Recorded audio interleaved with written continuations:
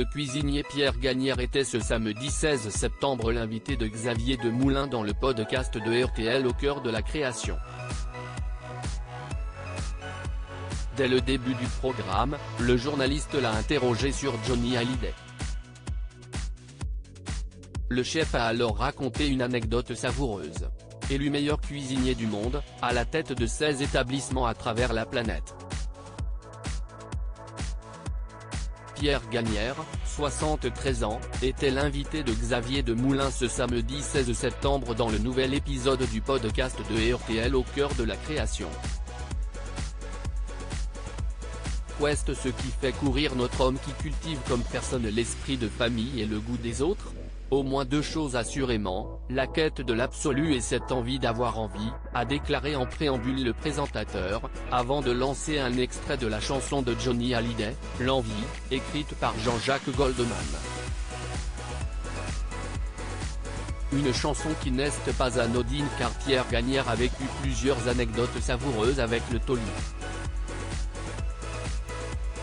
Pour Pierre Gagnaire, Johnny Hallyday était un personnage étonnant et extrêmement attachant. Il est venu quelquefois, et puis on était voisins, on était rue Balzac. Il avait son restaurant. Si est-il vrai que c'était un personnage étonnant? Si est-il une des rares personnes qui est vraiment une star? Rue Balzac, il y avait toujours 3-4 personnes qui l'attendaient, qui étaient au pied du restaurant pour le voir, s'est-il souvenu. Avant d'ajouter, ils le voyaient parfois 15 secondes et ils étaient heureux. Si est-il la magie de ces gens qui sont presque déshumanisés? Pierre Gagnaire garde en mémoire quelqu'un d'extrêmement attachant, qu'il aimait beaucoup. Qu'est-ce que vous lui serviez? Qu'est-ce ce qu'il aimait manger? Lui a demandé Xavier Demoulin.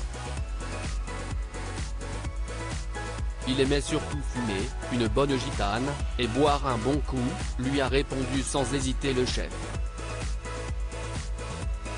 Ce soir de 1994 où ça a dérapé. Mais pas autant que le veut la légende toutefois, Johnny Hallyday se tenait bien la plupart du temps, même si ça a dérapé une fois à Saint-Étienne, en 1994. Il sortait d'un spectacle, c'était en février, il faisait très froid, il est arrivé très tard.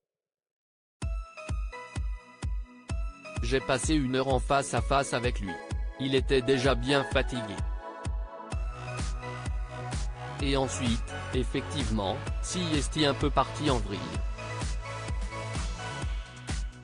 Il a fini sur la table, voilà, je ne dirai pas plus, mais la légende stéphanoise a dit qu'il avait tout cassé, ce qui n'était absolument pas vrai, parce que c'était quelqu'un de très doux, d'extrêmement gentil, a conclu la star de la cuisine. Article écrit en collaboration avec 6 Médias.